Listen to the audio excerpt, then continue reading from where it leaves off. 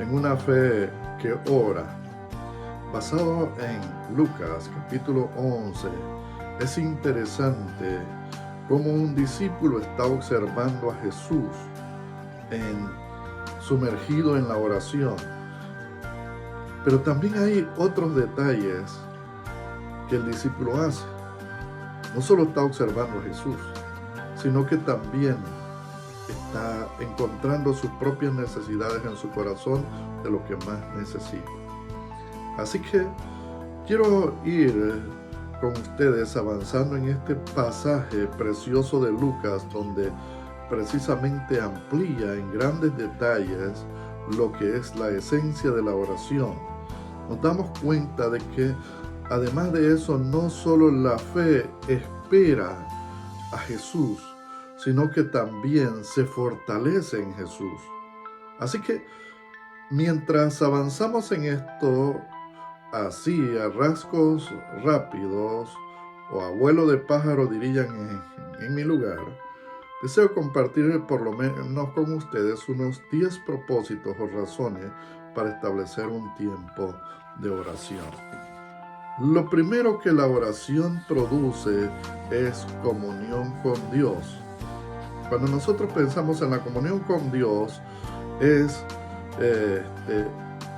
que nosotros fortalecemos y establecemos también una relación mucho más profunda con Dios.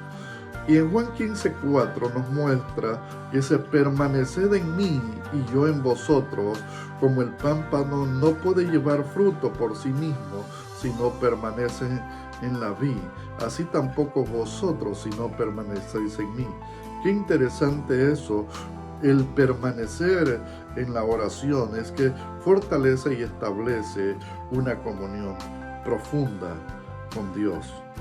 Número 2. El segundo propósito o razón por la que hay que tomar tiempo para orar es porque en la oración tenemos guía espiritual. No solo tenemos, la obtenemos cada día, guía espiritual. Y Santiago 1:5 nos cuenta o nos dice: si alguno de vosotros tiene falta de sabiduría, pídala a Dios, que da abundantemente y sin reproche. Qué interesante es observar ese detalle que Santiago nos muestra.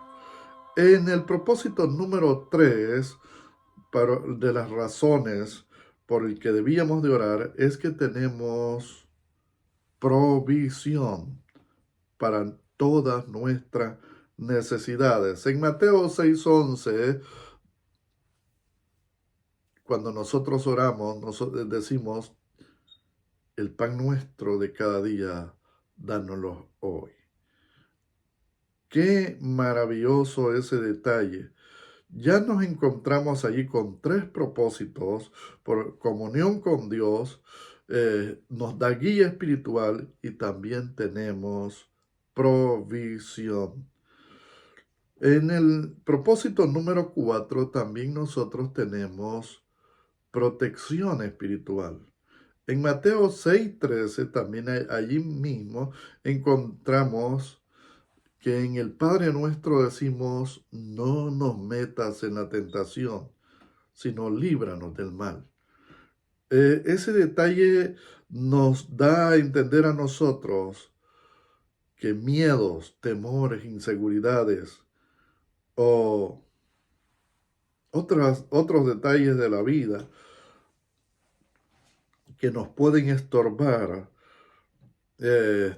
o que nos traen inseguridad, vienen a ser algo o un punto de confianza que encontramos en Dios a través de la oración.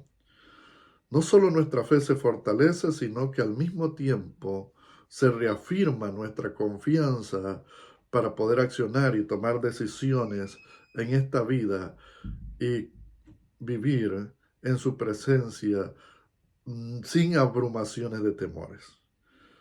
En el punto 5, nosotros encontramos perdón de pecados. El perdón de pecados es tan importante, pero no solo es tan importante en el punto de relación con Dios y no en el punto también de relación con nosotros mismos y nuestros semejantes, porque somos liberados de nuestro pasado o del lastre que traemos y vamos avanzando hacia adelante. Dejamos las ofensas o también lo que hemos hecho y nos libera para poder volar libremente en una comunión con Dios. En el propósito número 6, nosotros encontramos el fortalecimiento de la fe. Perdón que no les haya leído en el punto 5, primera de Juan 1:9, dice que si confesamos nuestros pecados, Él es fiel y justo para limpiarnos de toda maldad. En el punto 6, o propósito 6, o razón, le podríamos llamar, la oración fortalece nuestra fe. En Marcos 9:24 encontramos a un hombre que está haciendo una súplica a Jesús por la sanidad de su hijo. En este pasaje se nos muestra lo importante que es suplicar a Jesús.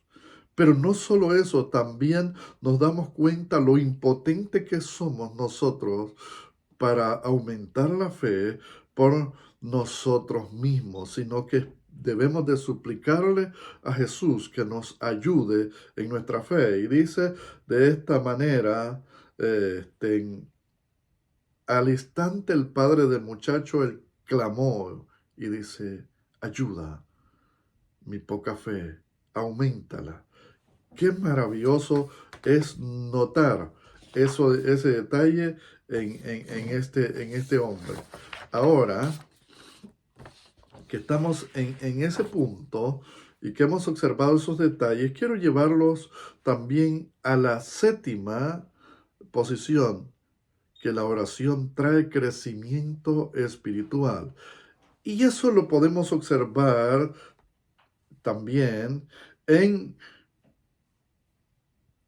Efesios 4:15.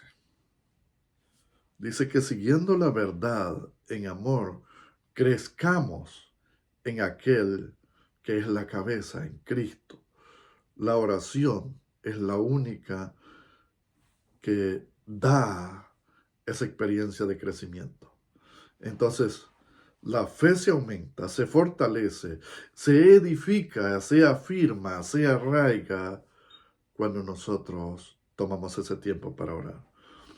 Pero en el propósito 8 también quiero mencionarles que la fe nos ayuda a interceder unos para con nosotros. En Santiago 1:16 dice, confesaos vuestras ofensas y orad unos por otros para que seáis sanados, y la oración eficaz del justo puede mucho. Y llegar al propósito 9, hablamos de la gratitud. En la oración encontramos gratitud. En 1 Tesalonicenses 5:18 nos muestra de cómo la gratitud es un pilar fundamental para mantener una vida estable, saludable, en una fe creciente, pero también en un ambiente de comunión. Dad gracias a Dios en todo, dice 1 Tesalonicenses 5:18, porque esta es la voluntad de Dios para con vosotros. Maravilloso. Y por último, quiero llevarlos a Filipenses 4:6, y es para el propósito 10, que la paz de Dios viene a nuestro corazón cuando oramos.